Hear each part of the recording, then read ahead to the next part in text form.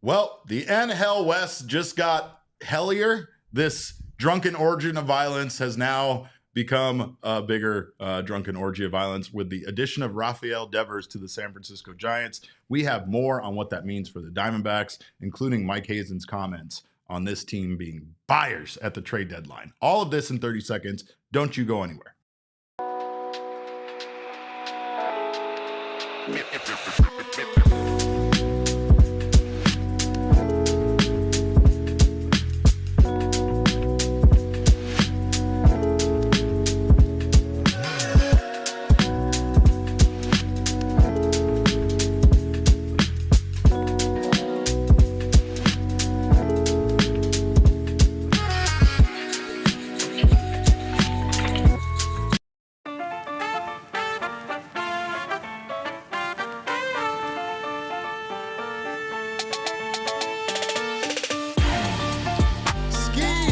Welcome in to another edition of the PHNX Dbacks podcast, live from right here in Studio K, presented by our friends at Circle K.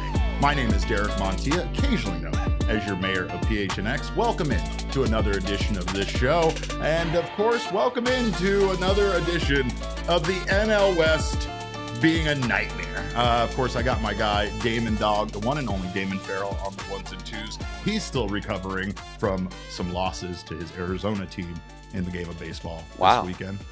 We're going there off the jump. I didn't mean to attack you off the jump. That's that was unnecessary. I apologize. I'm a little upset, Damon, so you're going to have to excuse me because Rafael Devers was traded to the San Francisco Giants. I'm honestly unleashing on everybody. You know, I'm just retaliating against people that don't deserve it. My cat got yelled at this morning. It was an unpleasant morning with my kid, and it's all the Boston Red Sox fault. It's all the Boston Red Sox fault. Of course, welcome into Spirit Week, though, here at PHNX. As your mayor of PHNX, I'm proud to announce that we are doing the thing, right?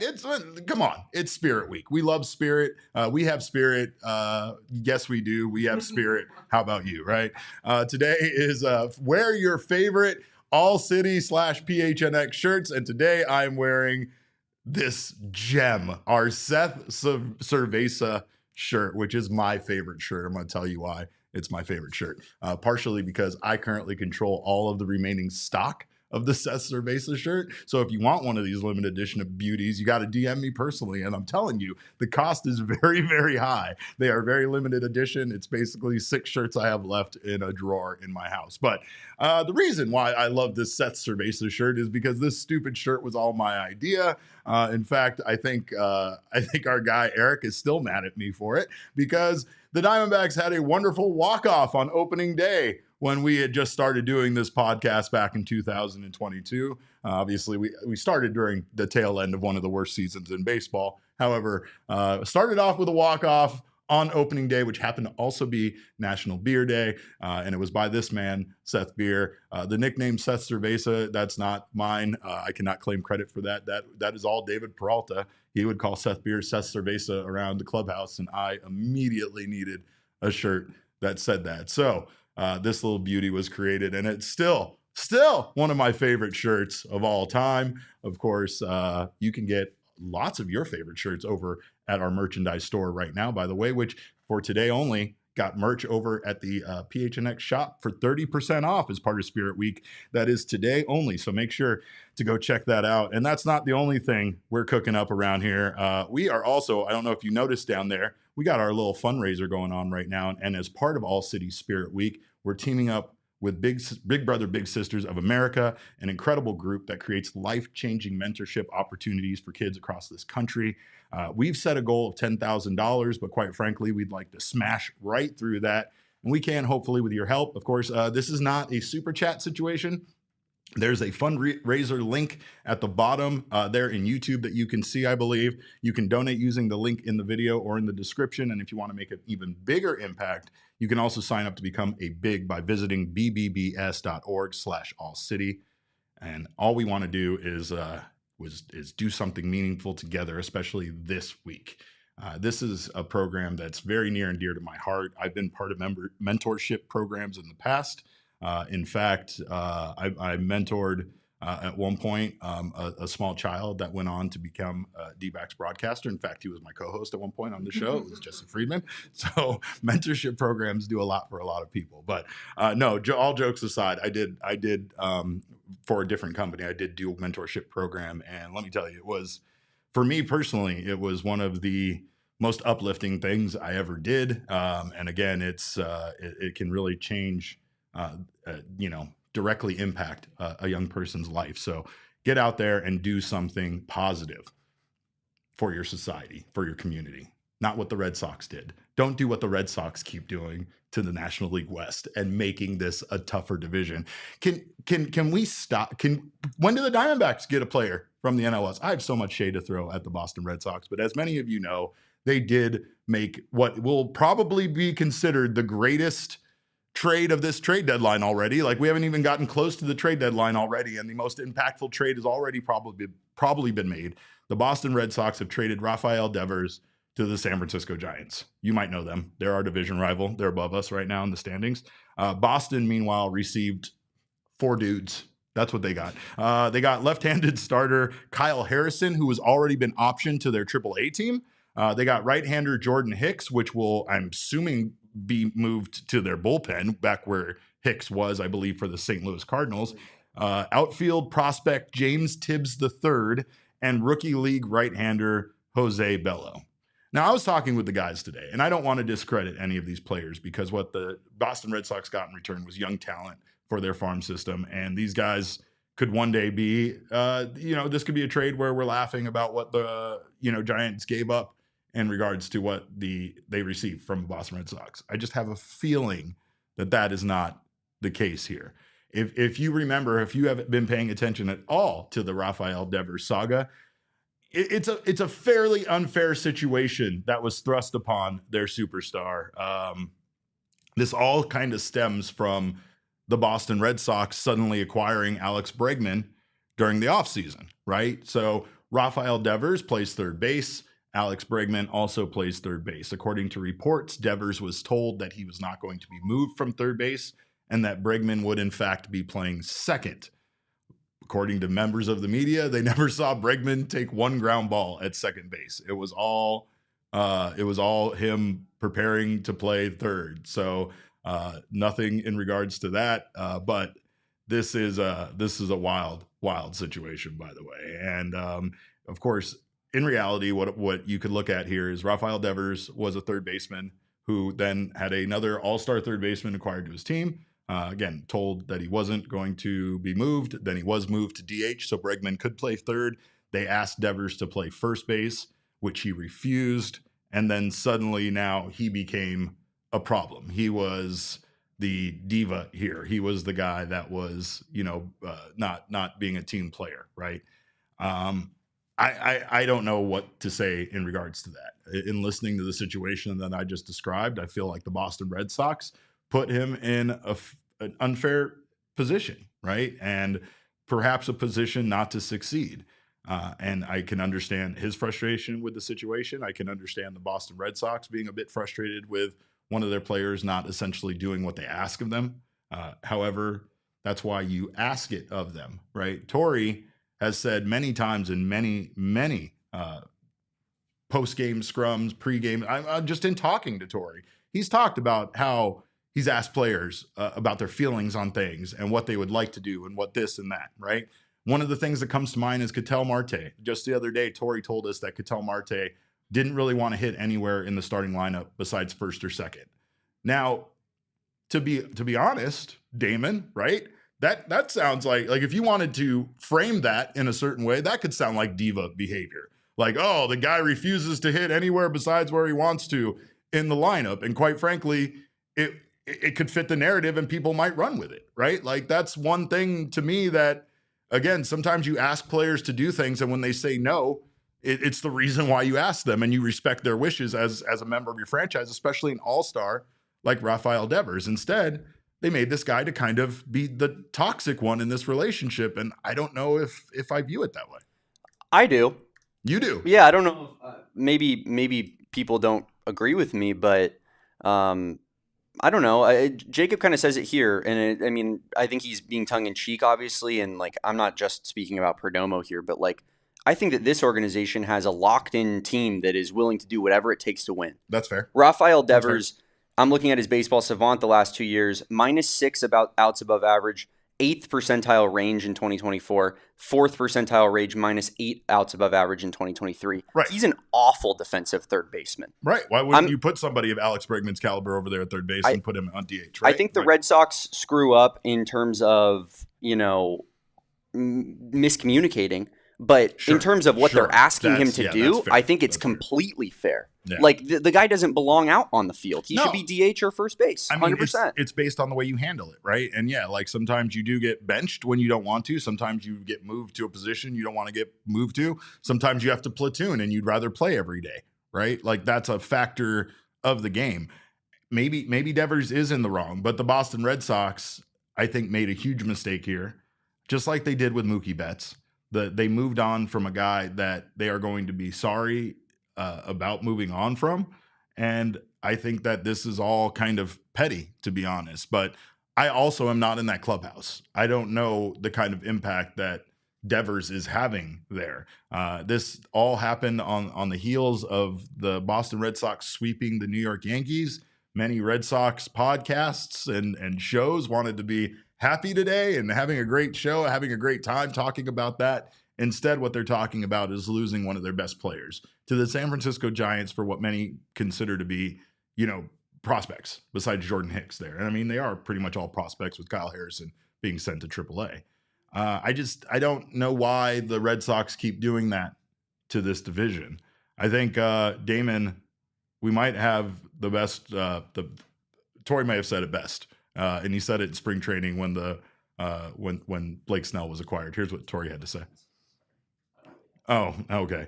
Well, we'll get that here. But what does this mean for the Diamondbacks' chances overall? This is not great for the Diamondbacks' chances overall in the NL West. It doesn't mean that they should stop trying to play, considering the Giants are just one team, and you don't know how the impact of this trade is going to affect the Giants and what they have going on. Right now, they're very successful this year. The addition of Devers makes the Giants a very dangerous team. So far this year, the Giants' strengths has been their pitching. Their bullpen is one of, if not the best in all of Major League Baseball. And really, what they needed was a power bat like this to be added to their lineup to make them more dangerous. And they got it. Not only did they get it, but they get it significantly before the trade deadline, which allows them to still continue to make additional moves to improve that team and kind of go all in on this season. And that's going to impact, I feel, going to impact what the Diamondbacks do here, right? But, I mean, the biggest thing here is, again, the NL West gets better. Do we have Torrey and his this was a while ago, but it's an evergreen comment. Yeah, I wish the best players would quit coming to the NL West. That's what the first thing is, right? Me too, Torrey. Me too. Well, I guess what this means overall, in a surprising statement from Mike Hazen, is that the Diamondbacks are, in fact, going to be buyers at the trade deadline. And I know that this probably surprised a lot of people. Of course, there's still a lot of time for the Diamondbacks to screw this up. So I don't think anything that Mike Hazen said is written in stone here. But Hazen had some very encouraging comments about what the Diamondbacks are going to be trying to do here at the trade deadline. Here's what Mike had to say.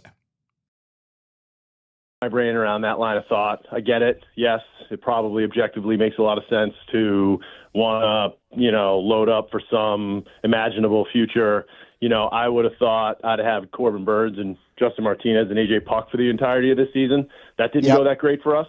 So, me planning for acquiring 10 prospects that may or may not make us a good team, it's just hard for me to wrap my brain around that. It's hard for me to watch how hard these guys are grinding every day and then take the trap door and rip it out from underneath them, honestly. And we kind of do these jobs to take shots and win. Those 4 guys that you mentioned, I built the team with those 4 guys knowing they were going to be free agents at the end of the year. And we had every intention of going for it with that same collection of guys. And so, look, as long as we're playing well, and I believe that this team has the gas in the tank to go get it, we're going to try to add to this team. I don't really find it all that fun to sit there in August and September and go to the ballpark every day knowing you're going to get your butt kicked. Like, that's not really exciting for me, to be honest with you. I've done that for a few seasons, and that stinks. And I have no real intention to go and do that, in all honesty. Now, I'm not an idiot. I'm not going to sit there and just, throw bad money after bad if, we're not in a position, we take on more injuries, our depth gets thinned out to the point where it's going to be very hard for us to cobble something together to chase into a wild card race where we're down behind 5 different clubs. And let me just say this, the National League is what it is. It's a really tough league, and we know that, but I think we're tough too. And I'm not sure that when we walk into town, teams are celebrating either when we walk in for 3 games.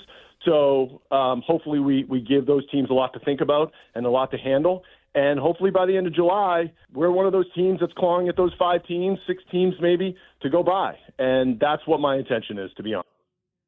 Those comments were from the MLB Network Radio on Sirius XM, and they were prior to the trade of Rafael Devers to the Giants. So I wonder how that would impact Mike's thinking here on this. But I do like how he phrased that, right? Obviously, there's things that could impact his decisions between now and the end of July, which would definitely change his decision on that, kind of force his hand a bit on what the Diamondbacks do there at the trade deadline. But he doesn't want that. None of us want that. The Diamondbacks don't want that.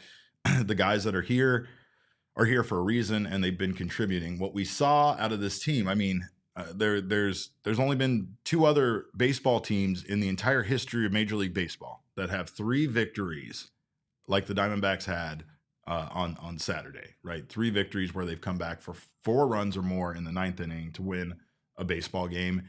And the Diamondbacks have 3 by their 70th game of the season or 71st game of the season, right? So this team is special. And the one thing about them is they don't quit. The offense doesn't quit.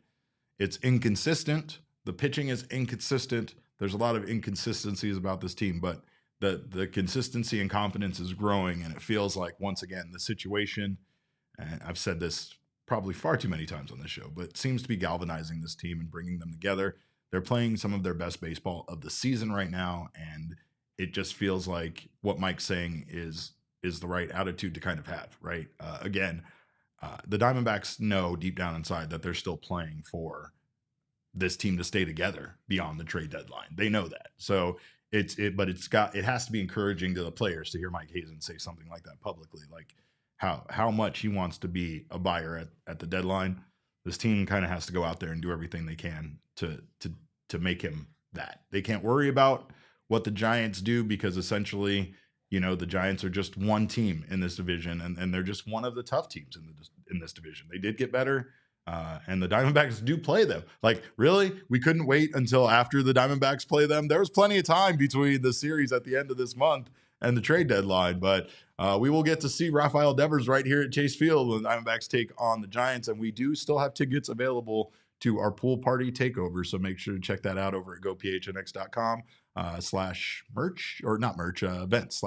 So make sure to check that out. Speaking of the NL West, or the NL West, or the drunken orgy of violence getting tougher, Shohei Ohtani will pitch tonight for the first time versus the San Diego Padres, right? And again, it's caused ticket sales for that game to spike through the roof. I believe the cheapest ticket now is somewhere in the neighborhood of like $185 or $200 for that game. But it's going to be interesting to see how Ohtani, now pitching, will play into the Dodgers' plan, right? Yeah, like Ohtani's an incredible pitcher, and that's not good for us or the rest of the division that Ohtani is back. But it does feel like, that with the amount of injuries we've seen in baseball this season and the amount of playing time they're asking from Ohtani, it feels inevitably like this has to end in disaster, right? I mean, I'm not hoping for that, but hey, whatever. But it's going to be interesting to see how Ohtani pitches returning to the game. It feels like the Dodgers are confident that he's going to be back at full strength. So RA in the comments says Dodgers fans won't arrive in time to see him pitch. You're right about that. They definitely won't. He'll probably be gone by the 4th inning for sure. Maybe that's I'm a hater today. I'm full of hate. My hate is pretty much aimed. It's funny. I should be mad at the Giants, right? I should be mad at the Giants for getting better and being a tougher opponent, but I'm not. I'm angry at the Boston Red Sox, and I think I know why they did that to us. But in order for me to reveal that, Damon, I need some shade throwing music. So if you wouldn't mind, give me something extra angry and spicy today.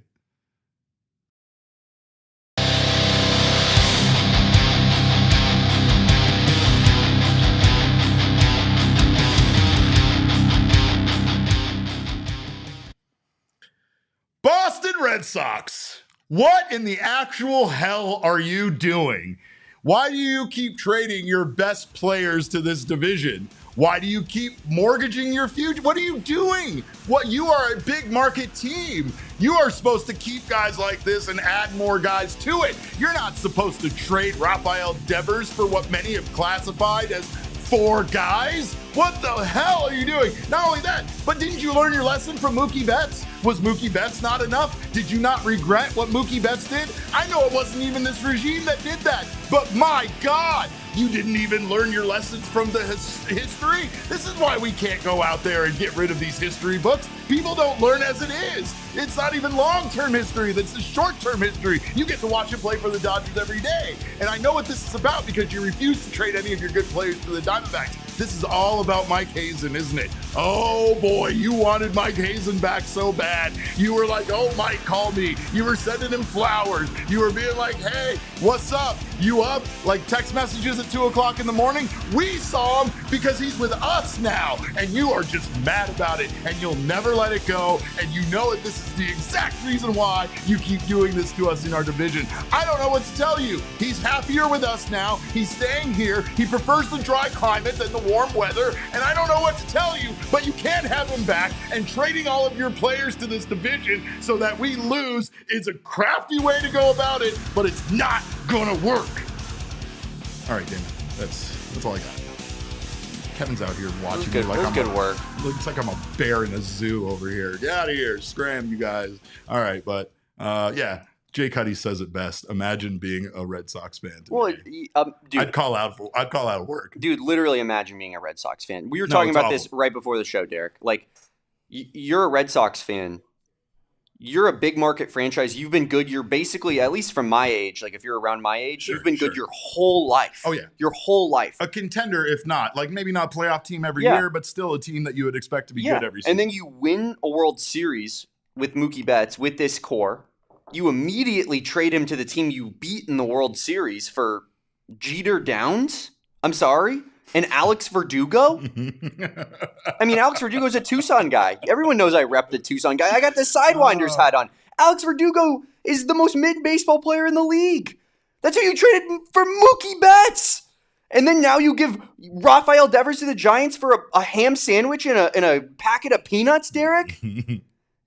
This is disgusting. Yeah. It's disgusting. Yeah, you should be mad. You should be mad. And another bone I want to pick, and I'm sure we'll get into this because someone's probably going to ask a question in Mailbag about it. But sure. I just have to say, like, dude, the amount of Dbacks fans that are like trying to be like, you know, let's sell. Let's just sell. Let's give up on this. Let's punt. Oh. It's like you have an elite lineup in place. Yeah. Regardless of how Zach has pitched this season, how inconsistent he is, I know everybody is frustrated by him. He is still a top-of-the-line starting pitcher. He'll be paid like so. Yep, Merrill Kelly is one of the best number 2s probably in the entire league. You have 2 good starting pitchers, right? You need 3 for a playoff rotation, okay? You have an elite lineup. You have an awful bullpen with a couple of decent pieces. That's not a team that you give up on, in my opinion, Derek. I just don't know why everyone is so... Like, everyone wants to quit, and it's just loser behavior to me. I think it's taken so long for Mike Hazen and Torey Lovullo to build this culture around this franchise that we're not losers. We're going for it. We're trying to win, and everybody is so quick to just be like, oh, they got Rafael Devers. Let's just quit. Were the Red Sox some unbelievable team with Rafael Devers? He's proven he could hurt their chemistry, no? So, I just don't understand the idea that like it's it. That's over. You know, it's mid-June and we're above 500. We should just sell the entire team off. It's crazy. Yeah, I mean, when you look at Rafael Devers' numbers, they're good, but he's batting 272, 401 with a 504 slug for a 905 OPS. He has 15 home runs and 58 RBI. And like, I think the big thing there is that he's a really good hitter that is moving from a bad environment to a good one. There's a good chance that he's going to be even more productive than he was as a member of the Red Sox. However, that is not the team that we have basically 100 more games against. The Diamondbacks have their own internal battle to worry about, but if they can get that figured out, then this team is a playoff contender, and they don't need to necessarily beat the Giants in order to make that happen, right? But again, you need to beat the Padres probably with how things are going, and they did. Very true. They just beat them in a series. They sure did, and we're going to talk about that on the other side of this break. So don't you go anywhere. You're watching the PHNX Diamondback Show. I'm going to keep these on because All Pro Shade Concepts keeps things shady around here. And of course, you can extend your outdoor living space with a custom fit awning, or you can also get some roll down patio shades that block the sun and keep your patio up to 20 degrees cooler. Damon, not only are they roll down patio shades, which sounds, it almost takes away from how cool they are. They have roll down patio shades that will basically turn your outdoor living space, your patio, into a room. Like, they come all the way down to the ground. It's like you just had 4 walls come down. It's, to me, I don't know. I'm an old guy. It's very I'm jealous of futuristic. Espo's. Oh, yeah. He likes to rub it in our face all the time with how cool his are. And his are on the inside, right? Again, you can get those roll down patio shades or those shades for your interior to block the sun if you have one of those windows that constantly faces the sun. Of course, they have all sorts of great options. They can also replace and fix most old or outdated patio shades and motorized awnings. And they've been in business in the Valley right here for 20 years, started making those window shades by hand, and now they are one of the largest installers of patio roll-down shades and motorized awnings in the Valley. They are licensed, bonded, and insured. Give them a call at 623-204-1476 or visit allproshadeconcepts.com now to schedule your free estimate. All right, well, doesn't matter whether you say data or data. We've already had this argument before, but whether you say data or data, you want to save on it. And of course, you need as much of it as possible. Trust me, my daughter is home for the summer, and she is gobbling up all of our internet data. Let me tell you, I've never gotten a notice on my text message before halfway through the month that was like, you're at 90% of your data use. But of course, you can say bye-bye right now to your overpriced wireless plans, jaw-dropping monthly bills, and unexpected overages on that data. Mint Mobile is here to rescue you. All plans over at Mint Mobile come with high-speed data and unlimited talk and text delivered on the nation's largest 5G network. You can use your own phone on any Mint Mobile plan, and you can bring over your phone number along with your existing contacts. No changes to you except your bill. Ditch overpriced wireless and get 3 months of premium wireless service from Mint Mobile for just $15 a month. And of course, you also get to do business with that beautiful baby angel, Ryan Reynolds. So what's the downside here?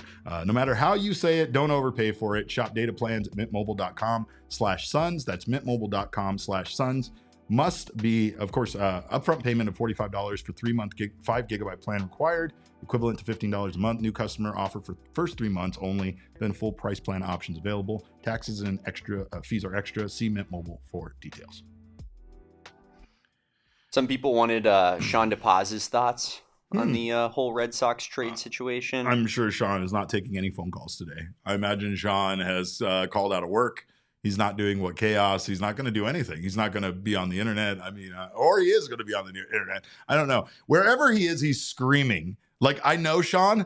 I know how he would come into this office, and someone right now is listening to Sean DePaz scream about Rafael Devers or Jordan Hicks or 100% the organization. 100, and that's the thing. You say like he's not on his. I guarantee you he's on his phone. Oh yeah, he'll never log off. Yeah, no, that's true. Me and him are very much cut from the same cloth. Of like, he's out there just looking for an altercation. If something fires us up, we have to let everyone know about it. You know. You're right. Well, you know what fired me up? The Diamondbacks come back on Saturday night. What the hell did we see, Damon? What the hell did this Diamondbacks team do? Again, just the third team in MLB history to have 3 comebacks, of 4 runs or more in the 9th inning, and they did it again to walk off the Padres and take the series there. And I just don't even know what this team is, but I know the engine is Geraldo Perdomo.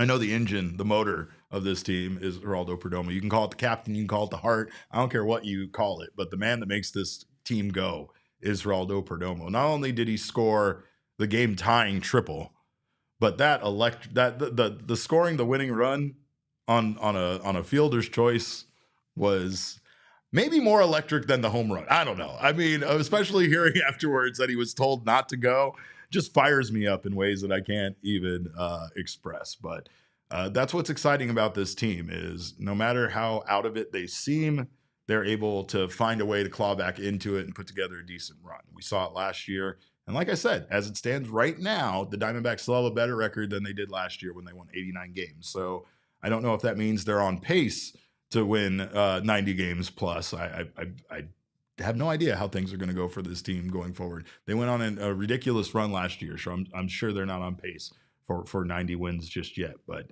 still doesn't mean that they're not in a very similar spot that they were last year. I know how things ended, which, Damon, honestly, that goes back to what you were saying earlier.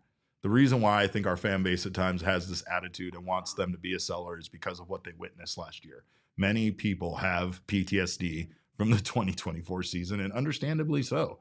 That was a devastating direction for that year to go, considering how special this team seemed from like July 1st beyond, right? But every time you looked over your shoulder, there were the Padres winning as many games. There were the Mets with Grimace going on a run. It was just absurd, and it never seemed like they could really distance themselves or do anything to, really be by themselves in those standings. And it was a tough year. Maybe that was it. Maybe the competition around them made them, go on that run. But they have to do it again this year. They have to keep winning games. They did snap their 5-game winning streak on Sunday with the loss. Diamondbacks pitching, by the way, they are 17-0 this season when allowing 2 runs or fewer. I know that sounds of course, but there was a time where this team would give up 2 runs and still lose games. So I remember that. But the offense has been doing their thing.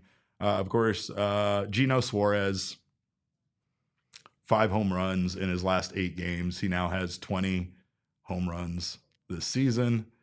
Yeah, there he is. 21. Excuse me. He's up to 21. There's that little idiot in the corner. I'm going to look so bad with that teal beard, you guys. I'm going to have to walk around to the grocery store looking like that. Oh, my God. Well, here's the thing. I'm going to have to go to wrestling shows like that. I have a wrestling show Well, in that August seems like and that September. fits. That seems like that's a good – the teal beard for a wrestling show kind of gives you an extra added oomph to your character. But no, that's the problem is then people are going to expect it. I'm going to have to keep the teal beard. It's going to be like, oh, that's his look now. That's his gimmick. That's teal beard guy. It's all teal beard. Yeah, it's all. Look, it's Ocean Avery and old teal beard. Yeah, I mean, I guess based off of Hazen's comments, like you should be rooting for the opposite, really. If your priority is the beard here. Yeah, I don't want to root against this team, but I might just be rooting for Gino to get traded because that still nullifies. Michael, I can promise you that when this happens, we will in fact make content out of it, brother. that is a fact. Just like the hair. Boy. Well, the Diamondbacks have homered in 10 straight games. They have 18 home runs over that stretch. So the offense has been getting it done. But Merrill Kelly on Sunday had probably his second worst outing of the year since that really bad outing against the Yankees. He went in, he gave up 7 hits, 4 earned runs. He only lasted 5 innings, walked 1, struck out 7. Not a terrible day, not a disaster like you would consider that Yankees performance. So still, like the Yankees is way up here, and then way down here in second is this Sunday. But again, it was just a bit disappointing. I think with Merrill on the mound, we all thought that they had a good chance to go out there on Father's Day and complete the sweep. But Diamondbacks still win the series against the Padres, and that's what you need to take away right now. The Diamondbacks really do need at this point to win series. They can't sweep everything. We can't expect them to sweep, but they can win series. And they have a very tough series coming up here in Toronto against the Blue Jays that starts tomorrow. Let's take a look at the Toronto Blue Jays at a glance. They have been playing some very good baseball as of late. They are 38-33 this season. They do have a -12 run differential. Their starting pitching has not been very good. I think that's a chance to jump all over that, especially with how good the Diamondbacks offense has been this year. They are 6-4 in their last 10. Like I said, that starting pitching ERA, 4.65, good for 26th in Major League Baseball. Damon, guess who's 25th? The Diamondbacks. Yeah, they sure are, buddy. They sure are. Meanwhile, relief pitching, not bad for the Blue Jays. 3.65 ERA, which is good for 11th. Meanwhile, the Diamondbacks I'd kill for 11th. Nowhere near. I'd commit crimes for 11th. And then outs above average, this team is very good defensively. You know that because Dalton Varsho is over there. That's all Dalton Varsho. They actually have a Varsho. negative outs above average if Dalton Varsho wasn't in left field. 15 outs above average. They're good enough for 4th in baseball. I will say that, again, this is the Blue Jays, and they've been playing unexpectedly good baseball. They were one of the teams that were apparently in on the Devers thing. There was a couple of other teams trying to get Devers away from Red Sox. I knew they would never trade him to a division rival, but the other teams included the Padres. So it very much felt like no matter what, the Red Sox were going to make sure that Devers ended up in the NL West. Let's take a look though at the probable pitchers for this series. I think the Diamondbacks again have, I don't know. I mean, this is weird. This is probably the 3-man group that I have the least confidence in by far right now, right? But again, Eduardo Rodriguez has not been bad in his 2 outings since returning to the lineup. He has a sub 3.5 ERA. He's 2-0 in those 2 games. I mean, not bad. Ryan Nelson was excellent his last time out. If the Diamondbacks can get more of that Ryan Nelson, then I feel a little bit confident here, but again, these ERAs are ugly for the Diamondbacks. You have going in game 1, Brandon Pfaadt, who's 8-4 with a 5.50 ERA, which is just preposterous. It's preposterous how fast his ERA got this bad, mostly because of that yes hitter. But it's the story of Brandon Pfaadt, I feel like. I bet you in his previous 2 seasons, if you erased his 3 worst outings, his ERA would drop an entire 1. Two.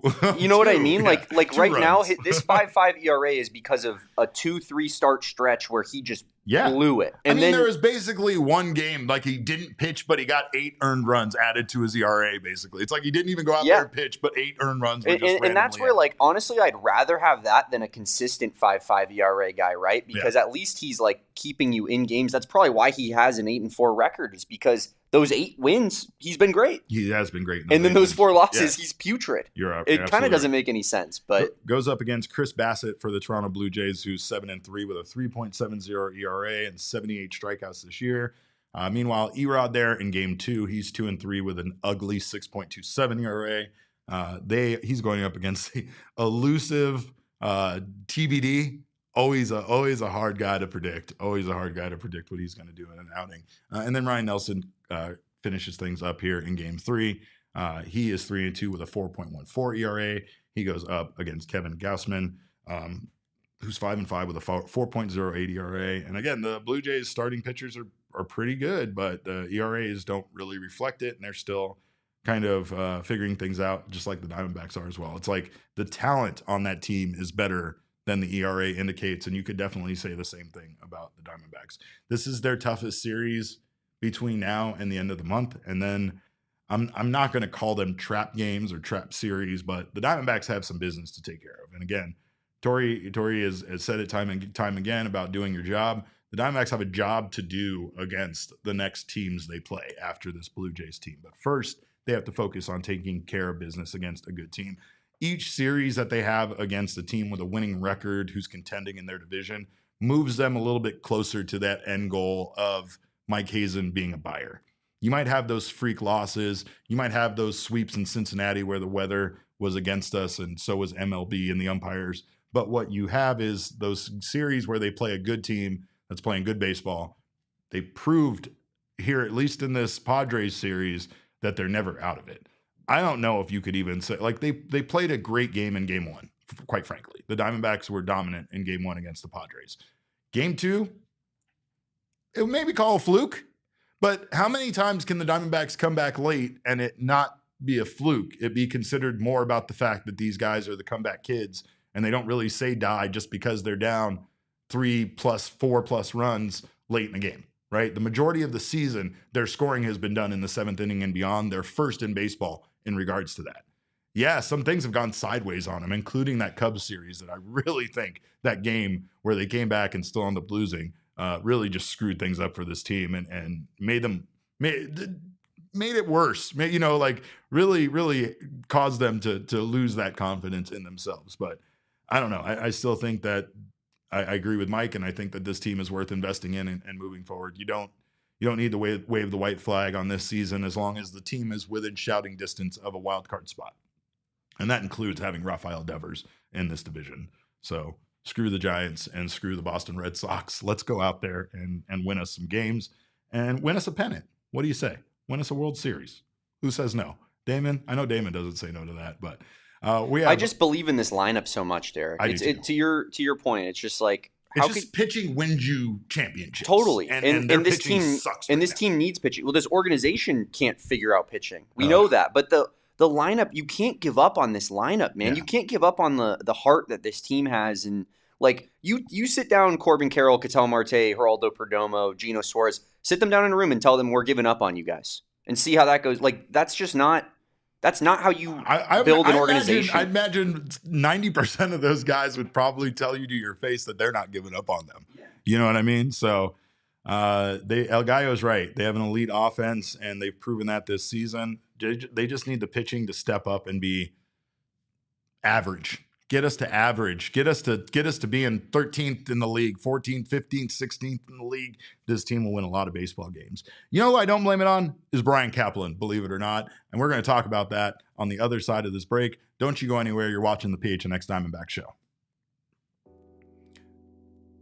Well, whatever the moment, it is never ordinary at Bet365. You guys know that. It's because of the live in-game betting. Live in-game betting on Diamondbacks games gets crazy, especially in the 8th and 9th innings. So get down on Bet365 now. Download the app and get down on live in-game betting. They pioneered live in-game betting and currently offer the widest range of games and markets available for live in-game betting across 78 sports. It just makes watching live sports more fun. If you're getting down on the NBA action, make sure to check out their NBA offer right now. With the Bet365 early payout offer, you're a winner if your team goes up by 20 points with an instant payout on straight bets and parlay selections, which will be marked as winners. So, of course, get down on the action right now. As a new customer, you can get $150 in bonus bets when you bet $5, win or lose. All you got to do is sign up, use our code of PHNX365, deposit $10 and place a bet of $5 or more to receive $150 in bonus bets if your bet wins or loses. Bonus bets can be used on the spread, totals, players, props, futures, and more. Whatever the moment, it's never ordinary at Bet365.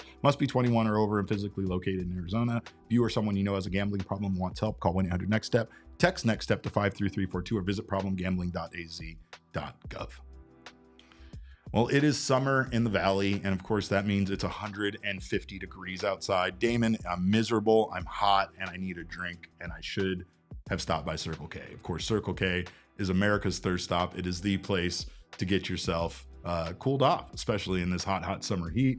And you can get cooled off for cheaper if you are a member of the Inner Circle membership program, which is absolutely free to join. It's easy to download and get enrolled. And all you got to do is use your phone number to get Circle K deals. You'll save 25 cents off per gallon on your first 5 fill-ups and then save 3 cents per gallon every day after that. You also get your first 5 Polar Pops for free and all sorts of other wonderful deals like 79-cent Polar Pops every single day after that, 99-cent Frosters, 3 for $7 for Ghost. And Ghost, I'm powered by Ghost. I'm a Ghost person, I'm a Ghost runner, and I need my Ghost. So they also have exclusive flavors for other things like Gatorade and their exclusive summertime flavors, Summer Blaze. They also have an exclusive flavors for Celsius, their summertime watermelon ice. So join the Inner Circle for free right now by downloading the Circle K app today. Terms and conditions do apply at participating locations. Visit CircleK.com for details.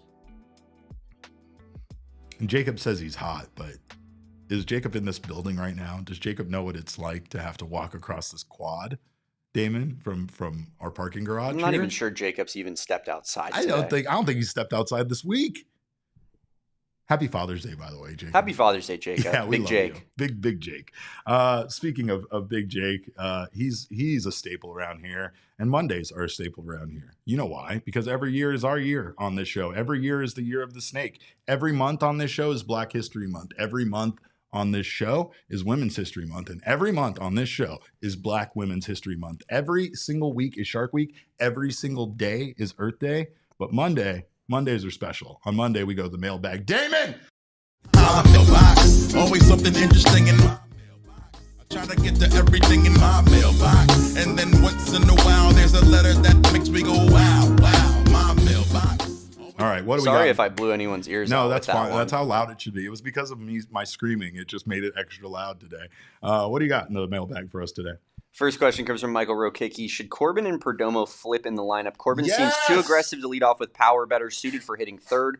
Meanwhile, Jerry's approach makes more sense for the leadoff. Michael, I believe that this is exactly what Derek and I were talking about like last week regarding how Cattell doesn't want to hit third. And we were like, cool, he can hit second, and Jerry can hit first, and Corbin can hit third. Sounds easy. like we perfectly made exactly what we want with this lineup. I mean, the only thing here is the idea of Geraldo Perdomo being our risk king, right? And I think that's the thinking here on Torrey, is that Corbin Carroll gets on base, Cattell Marte gets on base, and Jerry just gets the job done with runners in scoring position. So if you can get a guy on third, guy in scoring position, and you have Jerry come up third, then boom. But I think, unfortunately, the numbers don't really reflect that he has been doing well in that third spot, even though logically it makes all the sense in the world to put him there, right? So I love this idea because I think Perdomo has the ability to be a great leadoff hitter.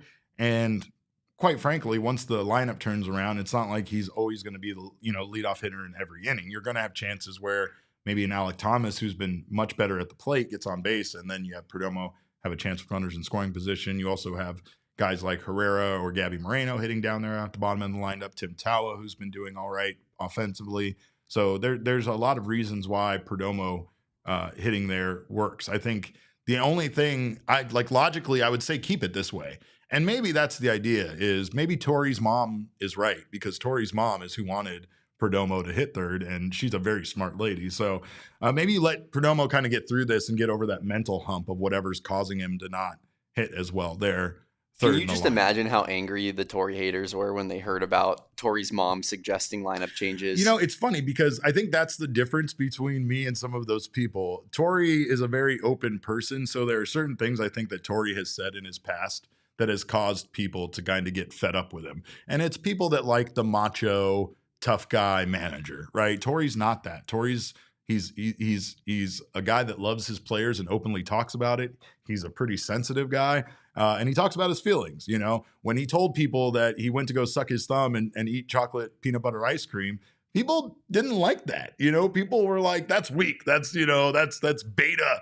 That's all this stupid crap that they said about it. And I mean, similar to this, right? I like that my manager is a human being. I love that my manager is a human being. I love that his mom knows more about baseball than most of us will ever know. She has more knowledge about baseball in her little pinky than most of us will ever know about baseball. And she's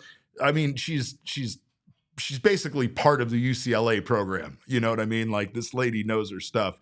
So the fact that Torrey is open-minded enough to listen to this, and also, once again, willing to give his mom credit in a press conference and say, like, yeah, I did it because my mom told me to.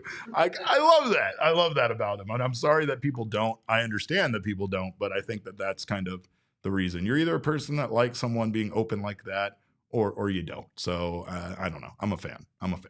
What else we got there, Damon? Oh, by the way, going back to that, I do think that that's a good idea, and I would totally be down for the Diamondbacks to do that. It would just be interesting to see how Perdomo, the opportunities Perdomo gets with runners in scoring position, hitting leadoff versus hitting later in the lineup. And I think that's my biggest concern is, he leads all shortstops, and I believe he's 5th or 6th in Major League Baseball with runners in scoring position with the amount of RBI he has. So I don't know. It's one of those, like, if it's not broke, it's insane, don't fix man. it. But I do understand 100% wanting to get Geraldo Perdomo more at bats. Imagine if I told Jesse that like 2 years ago, like, hey, by the way, like, we're going to be like at the All-Star break and Perdomo's going to have more RBI than Bobby Witt and Francisco Lindor. Yeah. He'd be like, the hell are you talking about, You Damon? are drunk again, David, Yeah. obviously.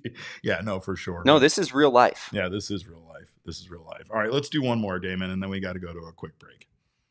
Next question comes from Fleaball. Says Corbin has more strikeouts than Gino. He actually leads the team in strikeouts. That has to be a concern, right? Especially for a leadoff hitter, which, funny enough, Big Jake just said that in the chat. No way a guy like him should be top 15 in the league in case.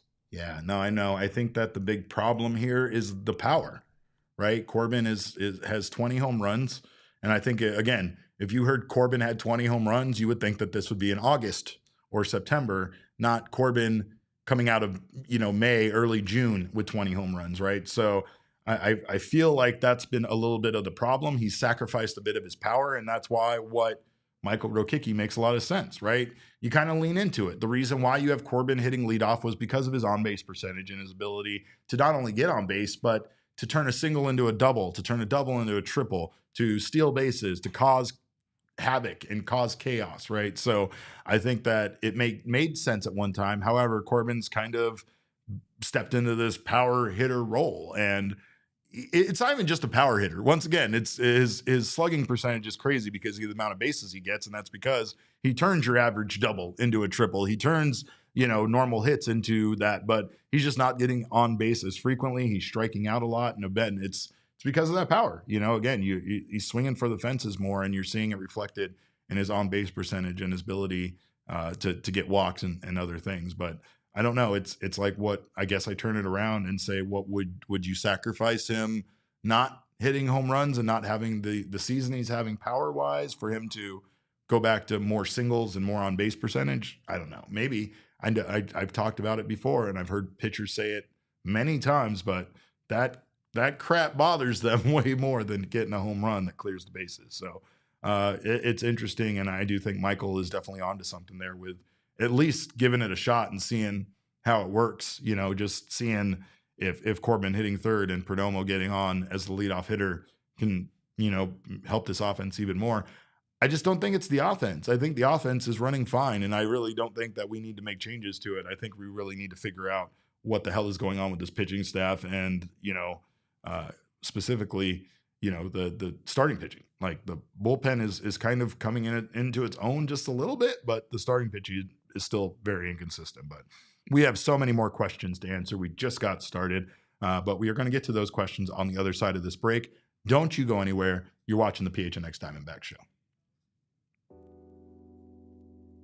I blame Rafael Devers for how far we're behind. No, you know what? I blame the Boston Red Sox. But you know who I don't blame? Wendy's and their delicious Frosty shop. Because even though Wendy's took a classic and decided to change it up, they did a good job, unlike what the hell the Boston Red Sox are doing with their team. The Frosty now comes in some wonderful flavors, including the Frosty Swirl and Frosty Fusion lineup, where you can, of course, have your base flavor still in chocolate or vanilla, and it's still the same creamy treat you boys love, but now with a flavor refresh. We have, of course, some Frosty Swirls that now include a swirl of strawberry, brownie batter, or caramel. So make sure to check those delicious flavors out. And they also have their thoroughly blended and mixed Frosty Fusions, which feature Oreo brownie with some Oreo pieces in there. You got a caramel crunch. And of course, my favorite, the Pop-Tart strawberry with that's right, whole chunks of Pop-Tarts in there with strawberry. Of course, you can still get vanilla. I'm not going to blame you for getting your basic vanilla, basic chocolate, but definitely try out these delicious new flavors from Wendy's.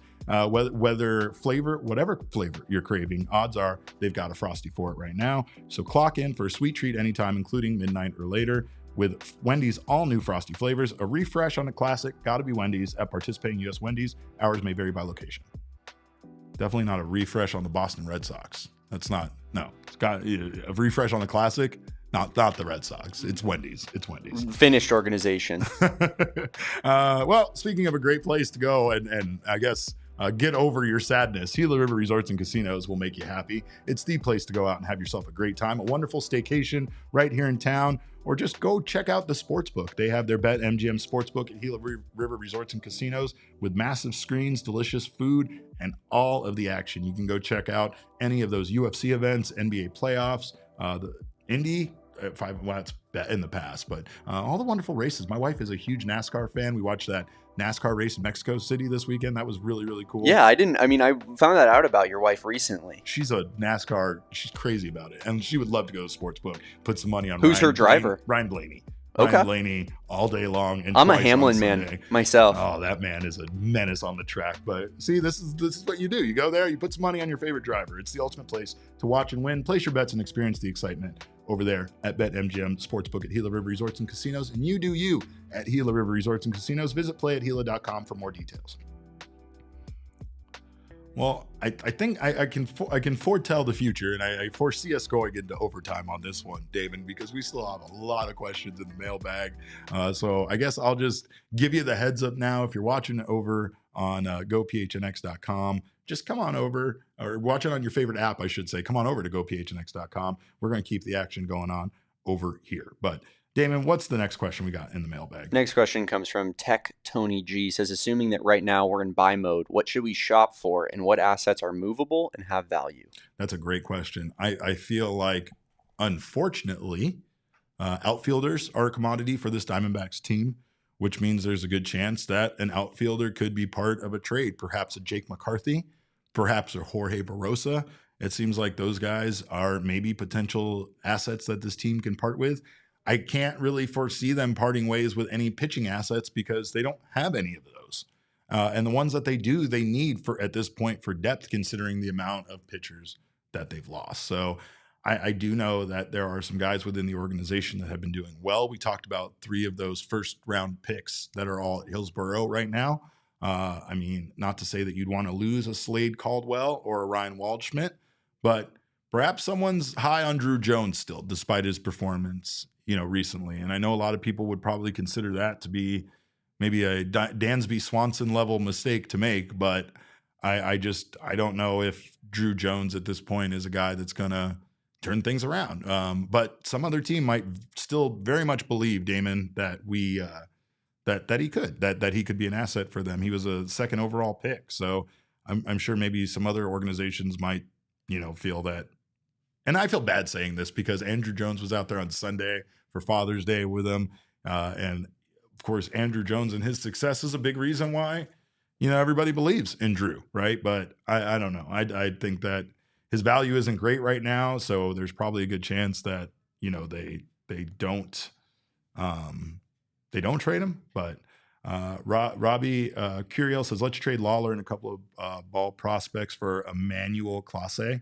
I don't hate that at all, but I don't know if that's going to happen. I mean, I would trade anything for Emmanuel Clase, but I would trade you. Yeah, no, I would trade but me. See, that'd be a mistake. But that's what I can't trade you. I we've already seen what happens. And I know what you mean, but I want to tell the people at home that I'm willing to do that for you guys. If you need me to move to Cleveland for Emmanuel Clase to come here, Cleveland guys, dude, that's a sacrifice. Oh my God, that's a freaking sacrifice, the entire guys. town's just smokestacks. I don't know if you've ever driven through it, but it's just all smokestacks. It's one big factory. The lake caught on fire. It's on fire. The lake, the water. But yeah, I mean, I here's where I'm at with regarding Lawler and Drew Jones. They're at their lowest possible value right now. I don't think that you could get rid of either of those guys because of that specifically. Yeah, this organization doesn't have a good farm system, but I'd be willing to trade him. I need the return. I think that it feels good, and I'm not sure that any team is like, yeah, we'll take Jordan Lawler. Yeah.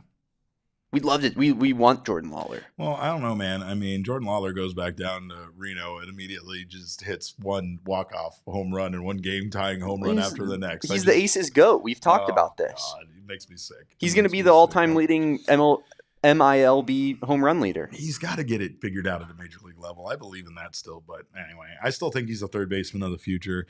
I don't know, though. I mean, honestly, like, again, that might be one that hurts, right? It might be like an Alec Thomas. It might be someone even on the major league roster in order for the Diamondbacks to be able to upgrade what they feel their needs are. I feel like bullpen help is the number one target, right? So they might... Adding a closer to this team might have that Paul Sewald effect where all of the bullpen pieces kind of fall in line. You can have Shelby Miller available as a setup guy that moves some more valuable high leverage pieces up earlier. So you have, that support there. And, I don't know, maybe everything falls into place. But what else we got, Damon? Next question comes from Serpientes Magic and he says, do I have to admit that now Giants might be legit team with acquiring Devers and how that move will impact Hazen's thoughts? B, do you think Kaplan's biomechanics don't fit well to our pitchers and ultimately hurt them? If not, why everyone on this team blows out their elbow? Okay, I have a definite answer for that second one. But for the first one, I would say the Giants already had a fairly legitimate team before acquiring Devers. They were... It felt a tiny bit fraudulent, though, right? They did. Because their lineup, when we played them and the Diamondbacks beat them, right, in a series, like their lineup is not good. No. Devers changes that lineup significantly, right? Because Devers is that guy in the middle of the lineup that's going to rake with guys on base. And honestly, the Giants are one of those teams that maybe didn't have any significant power hitters, but were still able to generate runs kind of in a similar fashion in which the Diamondbacks did it for the last few years, right? Like we had Jock Peterson and Christian Walker mashing last year a bit, but for the most part, Diamondbacks have done it these last 2 years with generating bases or generating runs, on the base path and such. Now they have that threat. So yes, they are a threat, and I do hope that Mike Hazen just doubles down. Like I said, those comments were made prior to the Devers trade, but I hope this just makes Mike Hazen go out there and be even more aggressive to try to improve this team. I don't know if the outlook for the future of the Diamondbacks is great right now, right? I don't know. But what I do know is that this team's willing to go out there, spend money to continue making this team good.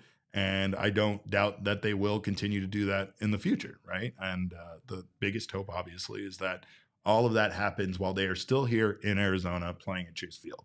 All of that right now is very still much up in the air, including the future of this team, talent-wise, the future of this team for, you know, the city of Phoenix and beyond. So there's a lot, but that's kind of why winning right now is even more important. Yeah, they're playing to not trade guys at the trade deadline, but they're also playing legitimately to make legislators here in the state realize how important this team is to their constituents, right? So I understand that. I'm a mayor. I know what I'm talking about when it comes to political stuff, but these people are short-sighted, and often we're going to do these remaining questions in overtime, Derek. Oh, I already said overtime. You can't call for overtime at 54 minutes. 5 minutes early. I can absolutely do that. That's not a thing. That's not how that works at all. It's not overtime on this show. It's extra innings. I don't care. That's a hockey thing.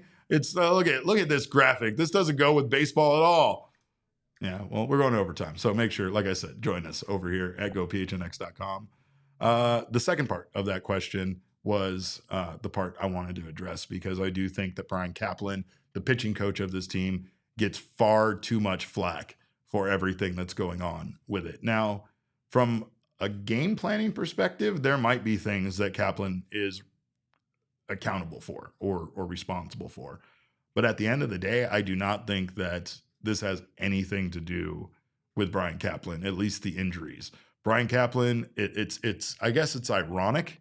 It's unfortunate that Brian Kaplan is a guy who really does specialize in the health of athletes and wasn't able to do anything to prevent these injuries from happening. But I think we far too often want to find someone to place blame on. And I don't know if it's because I came from a different time where we didn't blame the coaches for injuries that happened to the players. But I mean, if you want to really blame something, you can blame it on the fact that guys now are expected to throw a 99-mile-per-hour sinker. You can blame it on the fact that guys need to throw a 95-mile-per-hour slider. You can blame it on, I think someone else asked earlier in the comments, and I think it was a great point. It was one of the first questions we got, or first comments we got, and it was, does the pitch clock and the speed of the game now impact pitchers getting injured? All of this very much could impact the epidemic of pitching injuries that we're seeing across baseball. The Diamondbacks aren't the only team to have this happen to them, but they are a team. They are one of the teams that has some of their best players now lost due to needing Tommy John surgery and having some sort of elbow inflammation, in their throwing arm. So I don't necessarily believe that this is the fault of coaches or the pitching staff or anybody.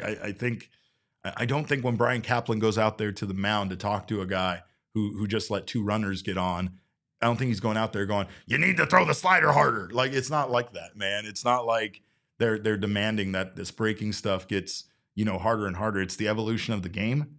We've talked about this when I was a young man. If you threw 95 miles an hour, you threw gas. That's average now. You have to throw like 105 to impress people in 2025. And it's just it's crazy. It's things like this that do end up resulting in pitchers blowing out their arms. And it's the reason why this is, again, something that's happening across baseball. There are some people that can do it, right? And again, it's El Gallo says Chapman throws 100 like it's nothing. He says it's luck and genetics, could be mechanics. Look at Chapman. Yeah, and I mean, again, though, yeah, there are guys that are going to be able to do it. Unfortunately, the rest of the guys, it's like everything in life. There are 10% of people that are going to have abs effortlessly, right? That's never me. I'm going to have to work so hard to have abs and maintain abs. Are you kidding me? to maintain them, once I get them, to keep them, oh my God, I'm not going to want to put that much work in. But I'll tell you this much, if I did have abs, I would do this show without a shirt every single day. And that's just me as a person. The reason why is because I can't acquire abs. Just like if I could throw 105 miles per hour by working to get there, I would do it all the time, right? But then that's going to result in me getting injured. And me doing this show without my shirt on probably would also result in me getting injured in some way. But did result in me getting drunk one time, but that's a whole other story. I do think that it's kind of, I'm a little bit to blame for this because at one point I felt like I kind of was like, Brian Kaplan, you specialize in biomechanics, right? So like, I think that really at the end of the day, it comes down to this being unfortunate. I think it's part of the game, but I don't think that there's anything that the Diamondbacks organization did. And that seems to be the narrative that a lot of people run with. Like, it's the fault of so-and-so that these pitchers are getting injured. I don't know if that's the case, but again, what it should be chalked up to is just unfortunate. And, really the Diamondbacks have to do their best to kind of adapt. And again, they're not the only team in baseball. A lot of baseball teams have gone through this and they're figuring out ways to adapt as well. So, I implore you, stop blaming the pitching coach. He really is not the reason why these injuries are occurring. I don't think he's asking anything new or different of these pitchers that is causing them to, blow out their arm. What else we got, Damon? Next question comes from Ryan Hanley. He says, I signed the petition to keep Gino on the Dbacks yesterday. Mayor, do you care to comment on his team leading 21 bombs? I do not. I have no comment. I guess my comment would be sometimes in life you make mistakes, you have regrets. Sometimes you open your big stupid mouth and you take a bet that was like never going to hit. And then you're like, oh, it could be 40 home runs. And then you regret everything. I do like the fact that Faj is not only endorsing, but further suggesting that all I need to do is shave off my face hair. And then I won't have to do that. But I feel like then that exposes me. And I don't know if I want to do that, Damon. It's not a good look under here without the beard. So it's going to be a sacrifice one way or another. Do I want to walk around with a dumb teal beard, or do I want to walk around with my stupid fat face out there with nothing covering it up, nothing to hide behind? I don't think so. What else we got? Next question comes from PC Yoshi, and he says, are you guys disappointed as I am that Zach Gallen will miss what might be his final chance to pitch on the East Coast in Toronto? So much. If you want to talk about managerial mistakes, it's this. How did Zach Gallen start not somehow line up with the Toronto Blue Jays? Zach Gallen remains incredible against East Coast teams, especially. Does it change in Canada, though? I mean, because that's a little bit different. Like, good question. Is he as good up north? Internationally? Yeah. I don't know. Against the New York Yankees in New York, he went 6 2/3 innings. He allowed 3 hits, 0 earned runs, struck out 13. Pretty good. At the Chicago Cubs, however, I don't know, is that East Coast? Chicago Cubs, he went 6 innings. He allowed 7 hits, 6 earned runs. At the Mets, 6 innings, 2 hits allowed, 1 earned run, 8 strikeouts. Meanwhile, at Atlanta, 7 innings, 4 hits, 1 earned run, 3 runs allowed total, 1 earned run, 4 strikeouts. And then I guess, I don't know, Cincinnati and St. Louis, that's Midwest. We take those out. Those don't count. But maybe. Peace Yoshi says, I go by time zones. All right, well then good. Yeah, the East Coast time zones for sure. Good stuff there in the East Coast time zones, also playing against East Coast teams. So yeah, a bit disappointed there. I wish Zach could just pitch like this all the time and not just when he's playing those teams. That's all I have to say about that. Zach's been an anomaly this year, and I don't really know what to expect out of him at any given time, but I think we have another question about Zach. So I'll wait to give my thoughts on what's happening with him late in games in a little bit. But what else we got there, Damon? Next question comes from Basketball and Football Guy. In his last 3 starts, Zach Gallen has pitched into the 7th inning. In those 3 starts before the 7th, he went 18 innings pitched, given up 4 earned runs, ERA of 2.0. But in the 7th inning, he has pitched 2 innings and given up 5 earned runs, ERA of 22.5. What do you attribute his 7th inning struggles to? Aggressiveness in the strike zone, his fastball, lack of using his fastball at that point.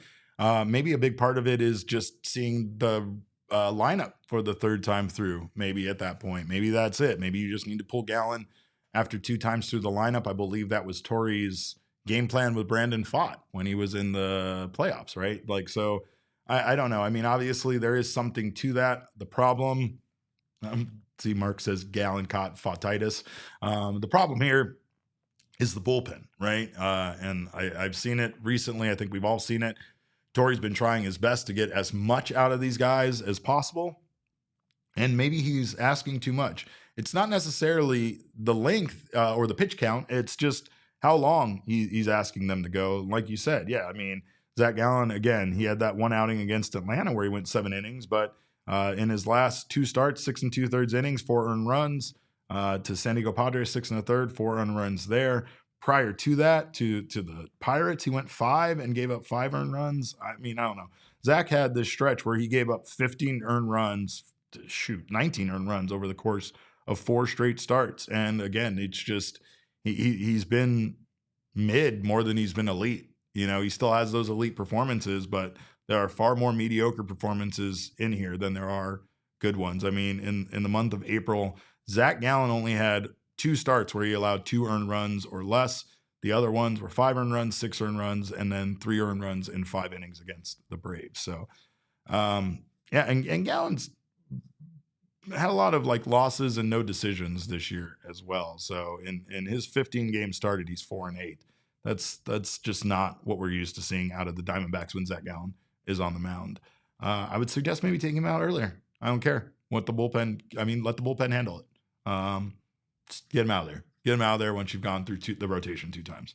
All right, what else we got? I know that's an easy fix. That one's probably too easy. That was right. That was a little too easy to just announce it that way. But yeah, I do think that once Zach kind of loses confidence in his fastball there, everything else kind of tapers off. Let's get one more in, Damon, and then we got to get out of here. The last question comes from Nick Benjamin. Says, I wish we had permission to say puck yeah, but Tommy John has denied us. Yeah. Not really a question, more of a statement. More of a statement. For those of you that may not know, AJ Puck was well on his way to returning. He was doing the throwing from 90 feet, throwing from 120 feet thing, and then apparently he had some sort of sensation in his arm that caused him to shut down and go see Dr. Elatrache in person, apparently, because before, I guess, the second opinion was via, just imaging being sent over. But not good to hear this about AJ Puck. I think Torey Lovullo was asked about his concern level, and he said it was moderate. It sounds like there's a good chance that this might not result necessarily in AJ Puck needing Tommy John surgery, but I don't know. There might have been an update since then. I was, again, disconnected being a pro wrestling manager this weekend, and sometimes I just fall out of the game a little bit there. But I will say that if even in the best case scenario, it sounds like AJ Puck's going to be shut down and then will resume his throwing program, which is going to result in him missing more time and not being available to the Diamondbacks as soon as we had hoped for. We were really hoping that by the end of that 60-day IL stint that Puck would be returning to the bullpen. As it stands, what the Diamondbacks are going to have to do is just go forward with the pieces that they've got. They added Anthony Descalfini. Descalfini. I'm bad at saying names. You guys know that. But and he didn't have a good debut, but the Diamondbacks, of course, as a whole, didn't have a great game there on Sunday. So the Diamondbacks, again, need to figure some things out with their bullpen. And it looks like they might have to proceed without AJ Puck, which makes those moves that Mike Hazen was talking about at the trade deadline even more important. Will they be able to add an arm? And what is that arm going to cost? Do they add a starting pitcher? I mean, that's not out of the question. And if they do, they could potentially move Ryan Nelson back to the bullpen. So I don't know how everything's going to work out. But hopefully, much like many of you, I hope to continue to see this team play baseball at a high level and win baseball games and add to this team. Next in this series, though, against Toronto that starts tomorrow is going to be very important to see how they perform in Toronto against the Blue Jays, who once again have been playing some great baseball themselves. So we will be back tomorrow with another post-game show, so make sure to join us for that. We have post-game shows scheduled, I believe, for Tuesday, Wednesday, and Thursday this week, and then we'll be back at noon on Friday. So join us for all of that. Until then, you can follow us on Twitter. I'm at Cap_Caveman with a K. Damon is at Damon Dog. That's DAWG at the end. Of course, we're all Damon's dogs. Bark, bark. Our show is at PHNX_Dbacks. But as always, all roads lead to @PHNX_sports on Twitter, Instagram, and Facebook. Russell Smith says, Derek, do my question. Did I miss a question from Russell Smith there, Damon? Do we have one still? That it was in the chat? Those were all 8 that you gave me. Oh, I think he meant in the chat, but I didn't see it. So anyway, well, we'll get it out there next time, Russell. My apologies. Let me see if he typed in something. Oh, okay. Please. I know some people. Can we please? I think he wants this one. Can we please draft Gage Wood, the pitcher out of Arkansas? This dude is shoving right now, Derek. Yeah. Yeah. Let me look up his stat line. I saw someone tweet about it earlier. Damon's officially our College World Series guy and our college baseball guy, even though he's sad about it. I'm out. He's out. He's done. But he a minute ago he is perfect through 7 innings. Yikes. 14 strikeouts. Yes, the answer is yes. Tank for Gage. Tank for Gage Wood. This guy might be the greatest pitcher of all time. that's my new stance is tank for Gage Wood. He struck out 7 batters in a row at one point. Oof. That's legit. Wow. That's legit. Special. All right. Well, yeah, maybe we'll have to draft Gage Wood. We'll see about that. I'll give Elise, aka Mike Hazen, a call when I get a chance. But again, we thank you guys so much, of course, for your time today. Thank you guys for being here in the chat, and always thank you for your questions. Of course, we appreciate you guys. We'll see you again tomorrow for another post-game show. Until then, behave yourselves. Have yourselves a great day off. Go do something non-baseball related and non-Rafael Devers related, and then come back here tomorrow for more baseball. And remember, kids, baseball is more fun, but man, it's more fun if you don't play in the NL West. It really, really is. We all silly like the mayor.